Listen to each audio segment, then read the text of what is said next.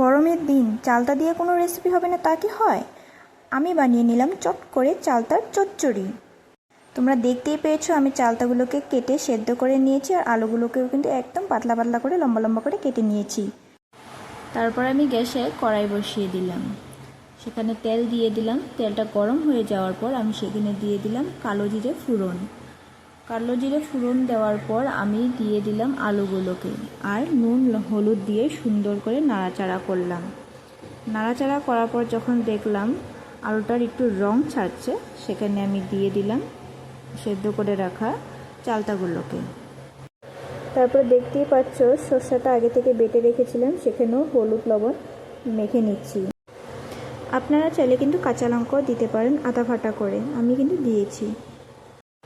তারপর মশলাকে সুন্দর মতো হালকা করে ভেজে নেবে। সেখানে সামান্য পরিমাণে আপনারা চাইলে চিনিও দিয়ে দিতে পারেন। আমরা বাঙাল, যার জন্য আমরা সব রান্নাতেই সামান্য পরিমাণ হলেও কিন্তু চিনিটা দিয়ে দিই। চিনিটা দিলে কি হয়, আপনার রান্নার কালার যেটা সেটা কিন্তু অনেকটা সুন্দর হয়। ঠিক আছে, যখন আপনার কষানো হয়ে যাবে সেখানে ফুটন্ত গরম জল দিয়ে দেবেন। গরম জল যদি না থাকে আপনারা ঠান্ডা জলও দিতে পারেন। আমার হাতের সামনে গরম জল ছিল, যার জন্য আমি গরম জলটাই দিয়ে দিয়েছি।